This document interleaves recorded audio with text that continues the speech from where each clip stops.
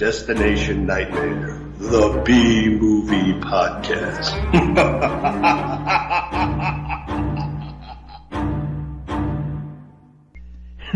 Well, here we are again, take 2 of our show, of our non-video show, and we're doing Santo versus the Zombies from 1961.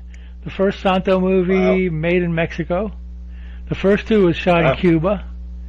And I guess it's one of the first one where I don't know if he's more of a superhero or not. They're setting up his laboratory and all that stuff or whatever, you know, so you're getting kind of like, they're getting into the Santo swing of things in a way, you know, so. Right. But yeah, Santo stands for justice and something else. Yeah. And tacos. Yeah. Yeah, I'm actually watching it now. I'm watching the wrestling scene or whatever, and I was like, let's see how long this scene goes on. It goes on for more than 10 minutes. Yeah, it's a long scene. And they keep cutting back to this guy, which they don't introduce. And then it turns out he's a detective. Yes. Detective Rodríguez, I think. Yes.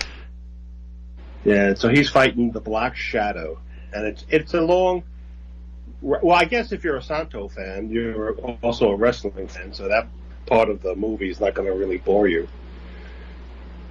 Right. I mean, you know, you came in to watch some fighting, and you get about 10 minutes of it, you know. So, yeah. And then it cuts to plot, which is like Lorena Velázquez or Gloria Rutherford. Yes. Her dad went. It was in Haiti. Writing on doing a book on zombies, and they can't find him. Yes, he's missing, and so you know they bring in the detectives Rodríguez and Savage, and Detective Savage is pulling his fiancée around with him for some reason. Oh yeah, she's the one with the beauty mark on her. Yeah, at first I thought she was Indian. Me too. And then I'm like, oh no, it's off-center. Oh, it's just the beauty mark. Yeah, me too. I thought it was like, oh, there's an Indian from India here. Oh, no, it's a beauty mark. So okay. So they go to Professor Rutherford's house and they meet her blind uncle, who's the brother of the missing doctor, who got blinded in a mine shaft. Some kind of mine shaft disaster, and he has a faithful sidekick. And, not named Santo. No, and they're like, oh no, don't tell them we're detectives. Just let them know we're medical students. And she's like, oh, okay, you know. So they're looking at papers and let's see here, looking for information and stuff. And then it cuts to the scene where you see the 3 guys sitting in a car, and they all look over at like once. At the jewelry store, so they go in. Oh yeah. They're like the Three Stooges or something. Yeah, right. The Three Stooges. That's what I wrote down. Three Stooges. So they rob the jewelry store, and they have like these. They look like back scratchers, but they light up like Roman candles, and they melt the door to get in. They melt the door to the safe. Then the guard tries to shoot them. Shoots one in the head, and nothing happens. And then the cops come. Or I think it was the security guys who run the alarm company. They come and they're trying to shoot the zombies. We don't know they're zombies. You know they're zombies yet. They're just like weird. And they're like walking in unison. They are. I just watched that now. They're walking in unison. Yeah, they're like da da da da da da. Yeah, right. So. Yeah, they break into the safe with their gadget, right? They use their gadget. The back scratcher. They're all the all-purpose electric back scratchers. The all-purpose electric back scratcher. Yeah. It's shooting fire. Actually, it burns the safe. Yeah. So then they escape, and then they're at the police station talking about it, and then they take jewels, right? It's a jewel robbery. Yeah, they steal jewels. So then the chief sends one of the detective with his girlfriend, Detective Savage, sends him to investigate. And then the other guy, Detective Rodríguez, he goes with Gloria. And they also tell the detective that they shot them, but the bullets just they just bounce off him or whatever. They didn't even do anything to him. Right. And then the other detective with what is it? Lorena Velázquez. Lorena Velázquez, yeah. We watched her movies before, The Ship of Monsters.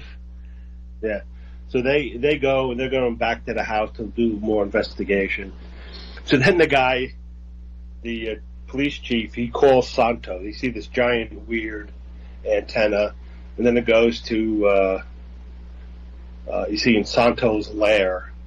In his lab, he's got his same giant antenna, and he's talking to. And he's got that TV. He's got like a the TV thing. He's talking to the police chief,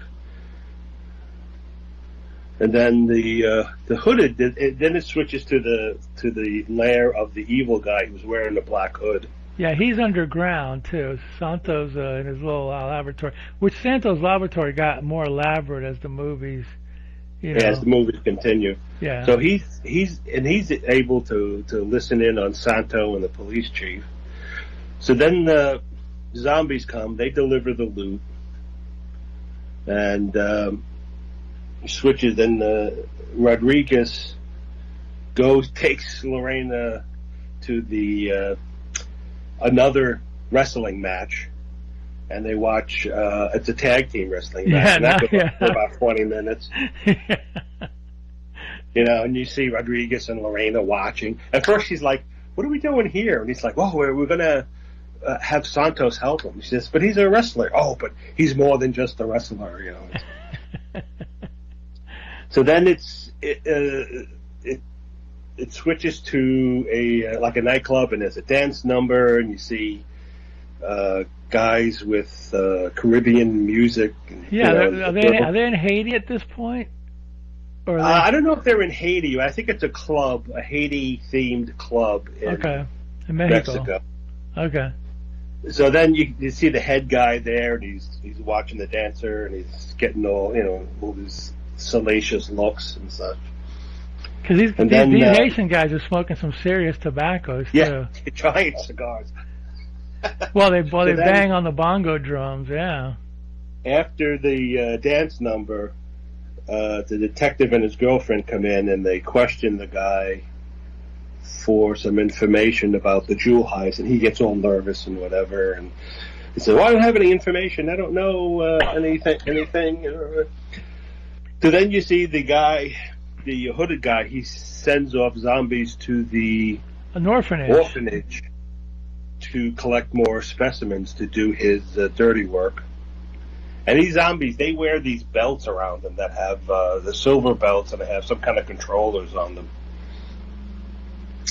So then, somehow Santo is able to pick up the evil guy's signals.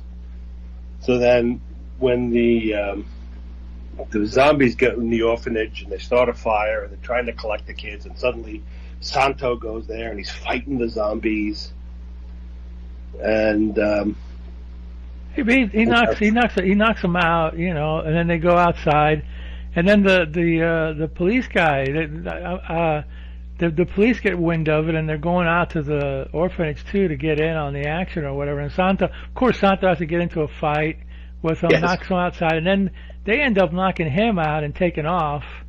And then the police show up, and Yeah, the police show up, so they get in the car and they drive away. And Santos finds one of those electric back scratchers. Yeah. And then, they're chasing. They jump in the car and they're chasing after the zombies. And then you see the masked guy seeing all this, and so he decides to leave no evidence. So what he does is he blows up the car of zombies, and all you see is just wreckage. And so there's nothing in there. So then Santos, who's not wearing any gloves, hands the back scratcher to the detective Savage, who also has no gloves, and he goes, "See if there's any fingerprints on this." We're like, well, Okay. Yeah, yours, man. And then it turns out they discover that the guy in the nightclub, he's a cousin to they find fingerprints on the back scratcher, and it's from a dead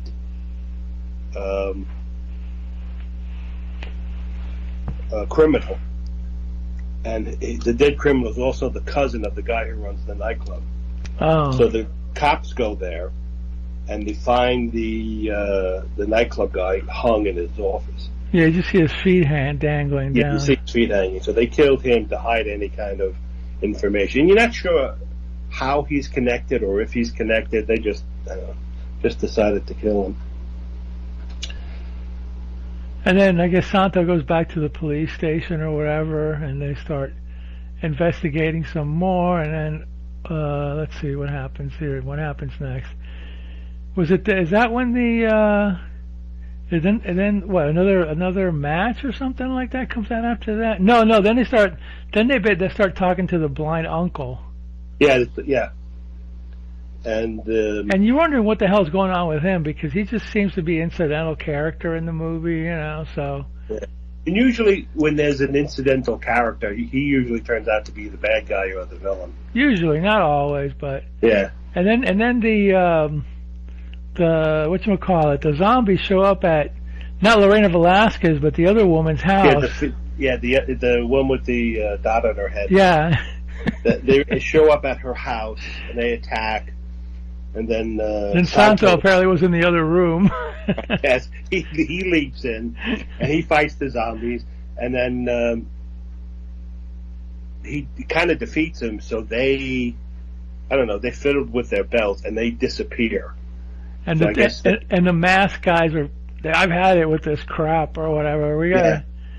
And then they send another batch of zombies, including this goofy-looking old guy. It's like right. Everybody's young except for this old dude or whatever. So, yeah. Well, that turns out to be. Well, we won't tell it to the end. We don't want to surprise. We don't want to give them a spoiler alert. But anyway, because I know everybody's like on pins and needles, waiting for Yes. Waiting for the answer to this mystery. So then they see the masked guy sees that Santos has a upcoming match tonight. So they go in. He sends zombies. He sends the guy to capture the wrestler. Yeah, the other wrestler, and they turn him into a zombie. And then you see the process. So then there's the big match, and the guy's acting all weird and stiff and stuff. So then they get into the fight.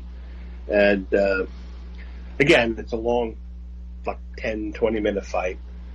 And the guy's really trying to kill Santo, and it seems. And then so there's one scene where the zombie wrestlers choking Santo, and then you see the ref trying to break his hand, and then Santo is somehow like grabbing him, and then he accidentally grabs. He's got one of the silver zombie belts underneath his wrestling. Which is kind of weird because it almost looks like Santo's trying to pull his pants down. I'm going whoa. He accidentally, with his super powerful Santo grip, he accidentally destroys the things on the belt, and so the zombie wrestler, it's like brains fried or whatever. Yeah, and he just goes boop, and he dies. So and the bad guys are watching this, I think. Yeah, I think the masked guy's watching it. That must be a powerful evil TV thing he's got there, because he can see all sorts of places in of what's going on. And then Santo ends up in the room of who, the wrestler or the.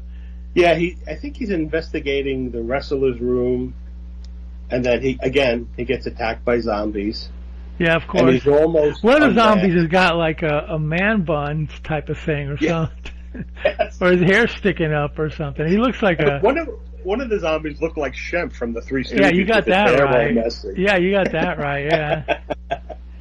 So they're fighting him. He almost gets unmasked. Yeah. And then he defeats the zombies. He kicks one of them, and one of them like blows up or something. Yeah. And then the other zombie knocks him out, and takes his buddy with him, and they escape or whatever, you know. Yeah, and they escape through the window. Then it switches to Lorena. Yeah. She finds a letter that is in code. Yeah. So she calls the police chief and says, "We'll bring the letter down." So she gets in her car. In the meantime, the masked guy is somehow watching her. Yeah, because he's watching everybody. He's got his eyes are everywhere. Yeah. He's got a super secret camera spy network. So she's driving to the police station. The zombies put a tree in the road, so when she stops and gets out, and the zombies attack her and capture her. And then you see somehow Santo drives up behind her after she's been captured. So he drives up and he goes, "Oh, there's her car." So he goes and he ends up at a house, I guess that's nearby, and you see him looking for like a secret panel. Yeah, right. He's going and off. And in the meantime, the daughter, Lorena, she's going to be zombified. Right. But she shows him that the old guy, the old zombie guy, that's her dad. That's her. Yeah, he's the only old zombie. Yeah. So that's her dad. And he's telling her that she needs to. He wants to know what the. He wants to know. He has her call her friends, right, and tell them to come over there or something like that. Yeah, to call the police guys to come over, and then he assembles his zombie horde. And Santo's still looking around. Now he's looking around behind the fireplace. Oh, behind the fireplace. That's where he finds. Yes, that's where he finds it. He finds it behind the fireplace. And then he goes downstairs and he sees two zombies like guarding an entrance. So he unscrews a battery, unscrews a flashlight, and throws a battery at them, which diffuses them. Okay. And then he takes their belts off and throws them in behind, because there's like an iron door. Iron bar is blocking the door. So he throws them in there and he gets in. And then the masked villain sends the guys after Santo. Meanwhile, he wants to turn Lorena Velázquez into the first female zombie, I guess, is what he said, or something. So the zombies capture the police and bring them downstairs. The masked guy has the daughter locked and he's about to turn her into a zombie. And then Santos comes in and he starts fighting the two masked guys, because there's two masked guys. And, they're fighting back and forth. And then the zombies come, and I think they captured the police. Yeah, they went out and they captured them outside. They brought them downstairs.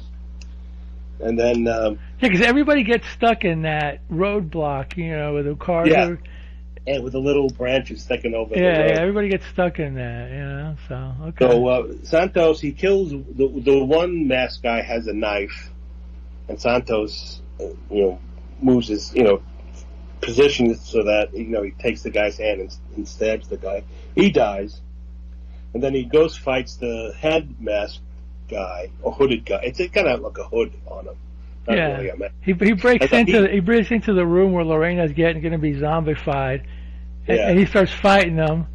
And he throws one guy, right, one of the hooded guys. He throws him against the wall, against the contraption. And that kind of like nullifies all the zombies, I think, right? That's it short circuits, and he dies from being short circuited. And the other hooded guy was stabbed. And when the guy landed into the machine, and they tried to undo his mask again too. Yeah, and when they short circuited the machine, that just did something to the zombie. They all sort of blew up and became just smoking piles of ash. So then Santo unmasks the guy he threw into the machine, and it's the uncle who was supposedly blind. And then he unmasks the other guy, and that's the uncle's manservant. And then the police are just kind of standing around. The police and the girls are standing around, just standing around doing nothing. And then you see Santos running up the stairs of the cave. This is like an underground. Running up the metal stairway to underground lair, and I think he turns once and looks like as a farewell, and they're like, "Oh, there's Santos.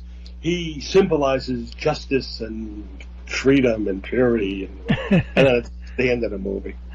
Oh yeah, I mean, it's goofy fun, you know what I mean? It's like it's like a serial or something, you know. Yeah, this is what would you say, 61? 61. They were still figuring everything out.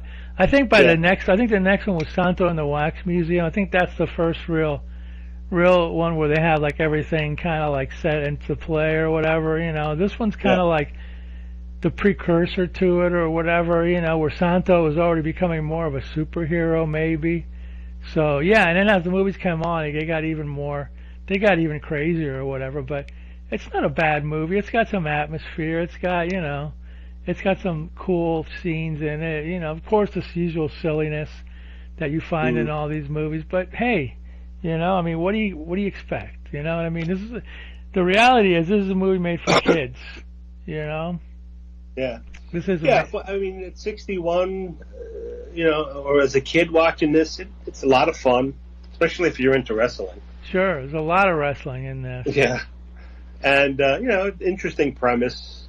You know, your standard bad guys, you know, guys in a hood. I always laughed, though, when they had those secret television things where they could watch what was going on. And it's almost like what they're doing is turning into the movie to see what's coming next or something. Because, you know, the camera angles didn't really change. Yeah, that's the other thing about the wrestling scenes. Later on, the wrestling scenes got a little more exciting because they were edited a little better. You know what I mean? Yeah. These were just like a stationary camera a lot of the times, not always, but a lot of the times. So yeah, they were figuring it out while they were going or whatever. I mean, there's like 54 Santo movies, so you know. Yeah, he's a big icon. He's Superman. Yeah, it's pretty much. Well, more like Batman, I think. Or Batman, yeah, more like Batman, yeah, exactly. Because he's got the cape, he's got the secret lair. With more, and he got the car, gadgets. Yeah. And if you watch like serials from the 40s, 30s, 40s, 50s, it's the same formula, you know. And it wasn't, and it's, you know, typical B movie formula, and like, you know, a lot of fun. You know, you don't turn in to learn about the human condition or explore different thing. You know, you just want to sit and be entertained. Well, there is I'm looking at YouTube now. There's another movie that they call Santo versus the Zombies. Yeah. But I don't know what movie this is. It looks like Santo versus the Monsters, but this is a different movie. Maybe this is a remake of it. I'm not sure. I've got it on right now, but I don't remember. Santo and Blue Demon's in it too. Okay. Yeah, we watched one where he and they kidnapped the Blue Demon and made a dummy. Oh, this is Santo versus the Monsters, which some guy called it versus the Zombies. No, it's versus the Monsters. So. Okay, then maybe that's a different movie. Yeah, but I'm sure if we watched any Santos movie, it would have a similar plot line. Well, there's no doubt. You know, the gimmick as they went on became like he goes to different Spanish-speaking countries and Haiti also, and does a movie in, you know, all the countries, like in Spain even. He went to Spain, did a few movies. The first two were in Cuba, the majority were in Mexico. Some were made in Miami.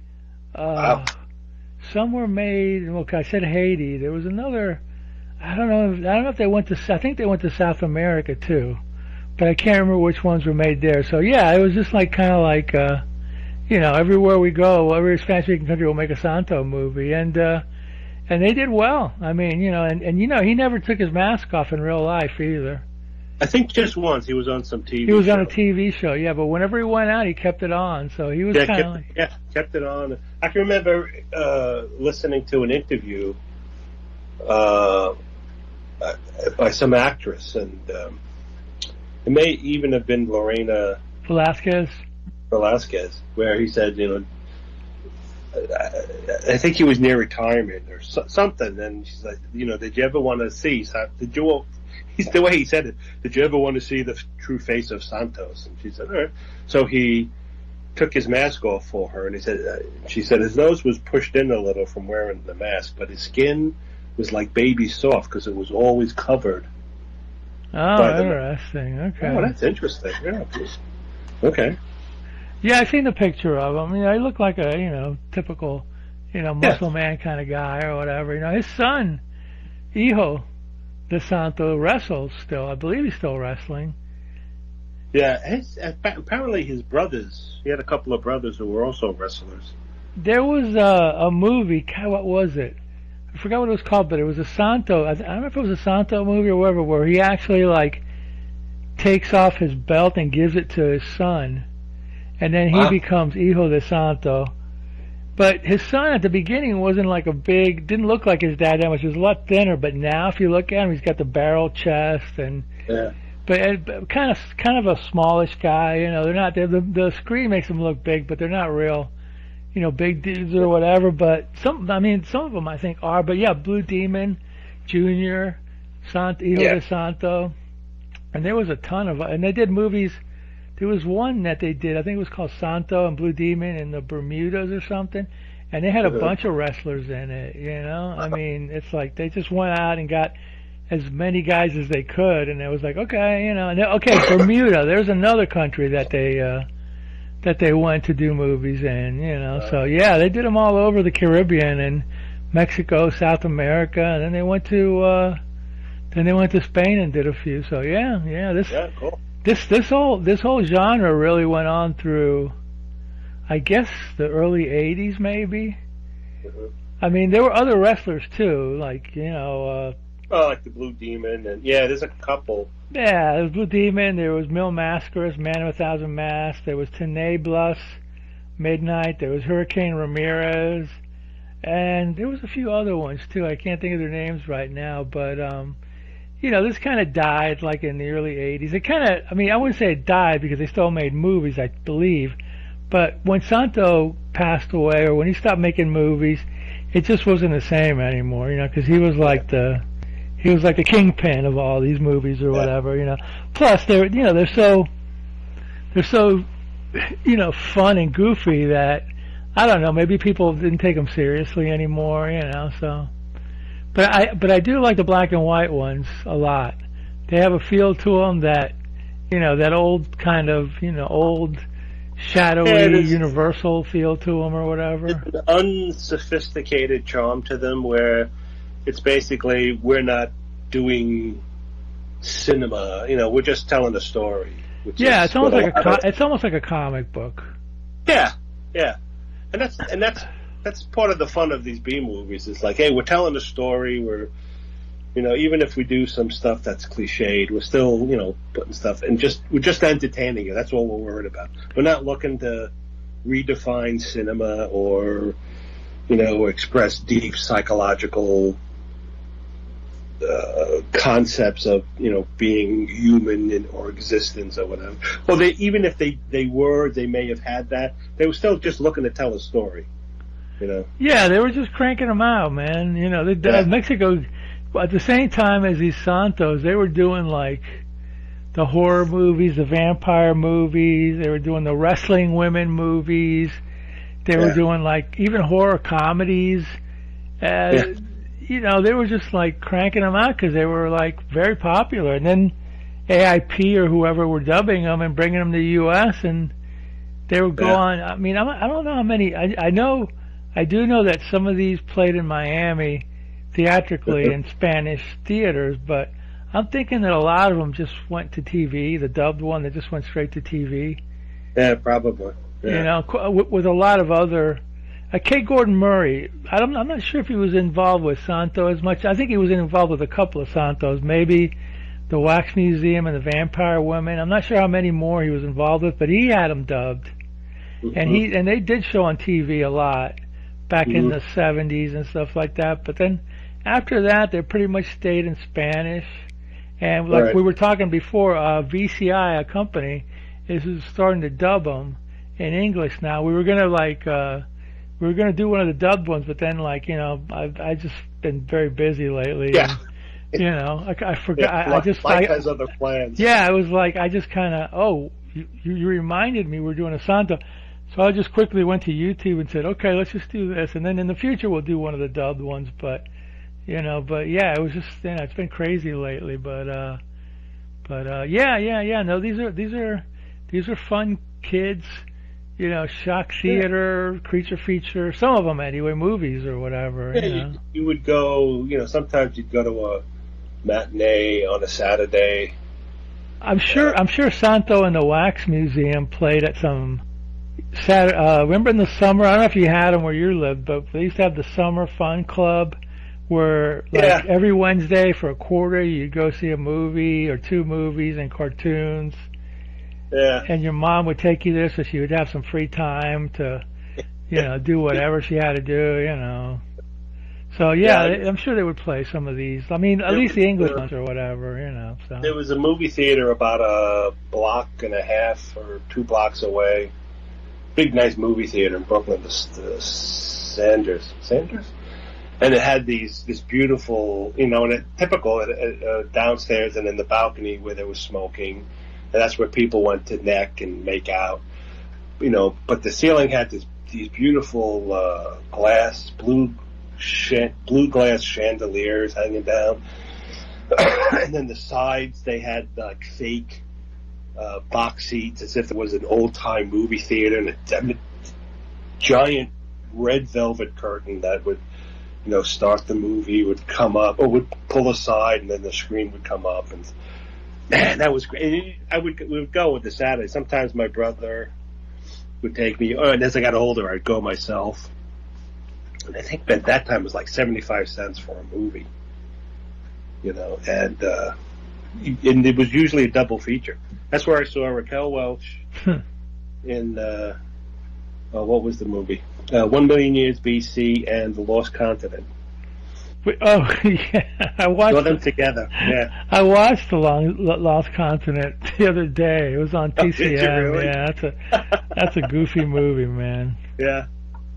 Yeah, even back then, it's like you could sort of see that there was one scene with a giant scorpion, and it's like, hey, that thing is on some kind of like runner, with just wheels and stuff. And when you compare those special effects to the other 1 Million Years BC, it was like night and day. Yeah, well, 1 BC was Harryhausen. Yeah. And then Lost Continent was like, Harry, whatever. They were okay.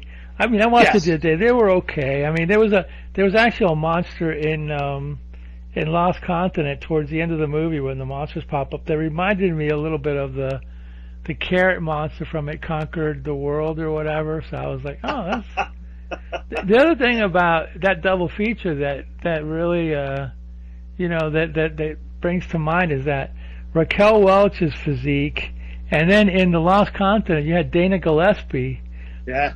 And her physique was even bigger her boobage was even bigger than Raquel's, So it was yes, that's true. Well, she needed those flotation devices. Yes, of course, yes. But that would be a great double feature for like a kid. I was like, damn, Yeah, it was like, ooh, yeah, it was great. There was an episode of Johnny Carson, a repeat, one of those like repeats that they show on Antenna TV or whatever the channel is, where you had Raquel Welch on, and she was talking about her new movie, and it was some drama where she was playing a battered woman or something, and it's like, yeah, I'm really acting in this, and it's a real, dramatic thing, and Johnny Carson's, yeah, that's cool, and then he goes to, hey, the other night on TV they played 1 Million BC. That's a great movie. And the other guy that was sitting in the panel and on the sofa goes, yeah, that was a really great movie. I really liked that. You were great in it. She's like, oh my God, that movie. I'm trying to be a dramatic actress, and everybody remembers it's like, hey, that poster of yours from 1 Million BC was a big deal back in the 70s, that life-size poster. Oh, yeah. My friend had it above his bed, okay? Whatever. Yeah. All right, whatever floats your boat. Whatever gets you through, But anyway, yeah. So, sorry, Raquel, but you're not going to live down that bikini, So, You know, I mean, you might be a dramatic actress, a good one, and that's great, but these two goofballs, Johnny Carson and the other guy, were really excited over 1 million BC, you know. That was so funny because you can see Johnny Carson, it was really like heartfelt. Oh yeah, it's a great movie. Whoa, yeah. I was like, oh, he's a real guy, you know what I mean? So, yeah. Yeah, I mean, yeah. What do you want, Raquel? You made a career out of your body, you know, and your acting was good, but you know, everybody was wanting to. Yeah, I mean, how many movie posters she did where she was like half naked in them? You know, I mean, she did a movie where she was in a bikini a lot called, was it Fathom? Fathom, that was a spy movie, yeah. Yeah. So I mean, what is she complaining about? There was one. There was one that was it was a western she did. I don't know if it was Bandolero or 100 Rifles or whatever. But all she is wearing she's wearing like, you know, what do you call those things that Eastwood wore in the not a vest, but you know, it was like remember in the Eastwood movies, the Man with No Name movies, he wore like a poncho over or something like that. Well, she's just wearing that, and you can tell she's got nothing else underneath. Yeah. She's wearing that and nothing else. Yeah, and you're like, and that's the poster. So I mean, come on, you know. But she was and is great. So you know, but yeah, 1 million BC special effects do kick, you know, Lost Continent. But you know, Lost Continent has its charms too. You know, but at any rate, yeah. I mean, Santo movies are the same thing. They're just enjoyable, you know, monster, spy, you know, movies, you know, action, comic book movie. Whatever, comic book movies. Yeah, I mean, you know, that's, and now comic book movies are like the biggest movies of all. You know, all the Marvel stuff. God, so they never really have gone away. You know, I mean, for all your dramas and all your, you know, preachy movies and all your rom-coms, there's always been a comic book movie. It's just back then they were a lot more simple and cheesy and fun. And they weren't 2.5 hours long like these Marvel movies are. They were like 90 minutes, and even this thing with 90 minutes, there's about 30 minutes of padding in this movie of wrestling. 30 minutes of wrestling. And you get, and a musical number too. Remember? Yes, the music. Yeah, that's right. The music. That was the other thing these Santos did a lot. They had the musical number so the mom or whoever could enjoy a little bit of music, and the wrestling fans and the kids, and then the hot girls for the dads. You know, so they catered to the whole family. You know, but the whole luchador thing, man, that's a big deal. That's iconic. That's even in the U.S. It's a big deal. What was that goofy movie, Nacho Libre or something like that? Yeah, what's his name? Jack Black. Yeah. So I'm telling you, that stuff's like iconic here. So no, fun stuff. I love the Santos, but you know, next time we'll do something completely different. Okay. So anyway, So something. Something. You know. I don't know. We'll see. We'll figure it out. But anyway, so Santo versus the Zombies, pretty good. It's the first one. The first two were good, but this one is kind of like the one that kind of sets the pattern for future movies or whatever. Later movies. Yeah. So definitely worth checking out. Fun stuff from Mexico, and And we'll be back in a couple of weeks with, you pick the next movie, Roddy, so, I'll pick the next movie. We'll do something fun. Maybe that Super Stooges thing or something. You know. Oh, yeah, that's right. I sent you that. Yeah, somebody put that, I forget where I saw it, but it was on Facebook somewhere, and the guy was talking about it, and I'm looking at it, and like, it looks interesting, maybe something. Well, there was a series, I think, I'm not sure what the Super Stooges is, but I know there was a series Europe. It was called the Three Fantastic Supermen, and of course, again, another comic book movie. There was these three goofballs dressed up in super outfits, and they fought crime. I'm not sure if Super Stooges is the same, and they just called it, but it's not that much different from what we just watched. You know what I mean? Okay. It's just like 70s, but I've never seen that one, so I would be interested in watching it. You know what I mean? Because I've never. what was it, Super Stooges and versus Wonder Women or something like that? Yeah, something like that. Yeah, I don't remember. I just remember seeing the poster, and I think the guy also had a couple of stills from the movie, and I'm like, this might be interesting. It sounds like an interesting movie. Yeah, because they did, Europe, they did these movies, they did these superhero movies after Batman. There was one guy called Super Argo. Super Argo is interesting because it's almost like a Santo. It's almost like an Italian Santo kind of rip, because he does wrestle. I believe he wrestled, but he wears a suit, like a Batman-ish suit. But he's he looks like a wrestler, and he's fighting robotic guys or whatever. So it is kind of like, you know, the Italians said, "Hey, this is real popular now. Let's make a copy of it or whatever." And they did two. They did two Super Argo. So, but if I remember correctly, the Fantastic Superman, the Super Stooges, didn't wear masks. I don't know. We'll watch it and find out. Yeah, we'll see. So, anyway, yeah, Santo versus Zombies is kind of a rare movie in a way. I know it's available now, but for a lot of years it was hard to find. So, I'm glad I finally saw it. Cool movie, fun stuff. Yeah, so we'll be gone for a couple weeks, but in the meantime, we ask you to watch more B-movies.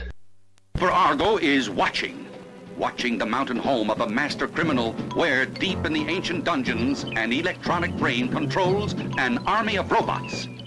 Super Argo is watching a diabolical plan to unleash a horde of faceless monsters on the helpless world. One man against the strongest, cruelest, most dangerous team of evildoers ever conceived by the brain of a power-mad mastermind.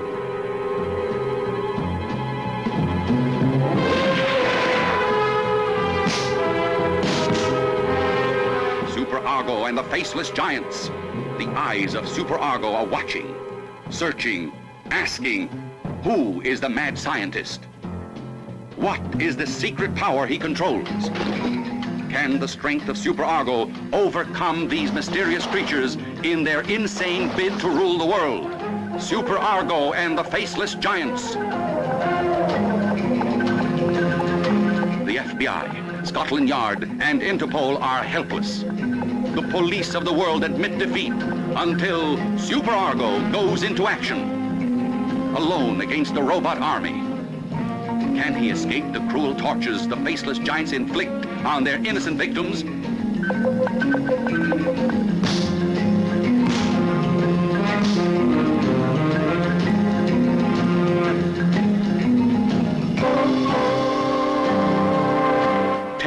Spectators watch with horror as a professional fight turns into a life and death struggle.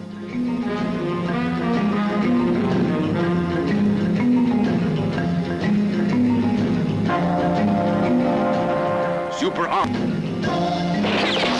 Can no weapon stop the ruthless advance of the invincible monsters?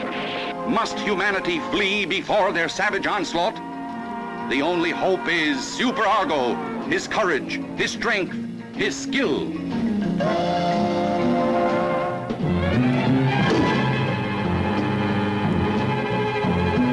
These are the faces of Super Argo's friends, but one is a friend of his faceless enemies. One person is determined to kill Super Argo.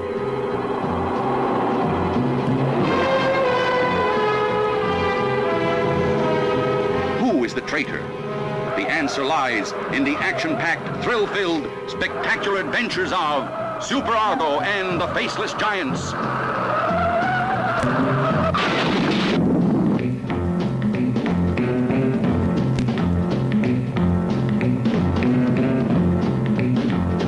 Super Argo and the Faceless Giants.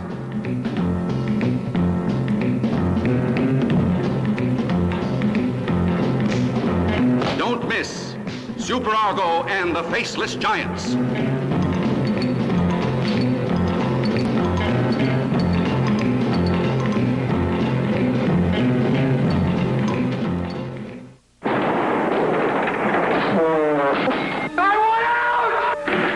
An ancient terror sleeps in the Vargas house. Can anyone survive its awakening? The eagle. We're not going to get out! They can scream. They can run. but they can't escape. Richard Crenna, Joanna Pettit, Victor Buono, The Evil, rated R. On this island, in this building, through this door, lies the most frightening experience of your life. Prepare yourself for They Came From Within. They Came From Within. If this picture doesn't make you scream and squirm, you'd better see a psychiatrist. Quick, rated R, if you think you're not afraid of the dark. If you think you have a strong stomach. If you feel nothing can shock you. If you believe you've seen everything. If you say you don't scare easily. Then the picture for you is They Came From Within, rated R.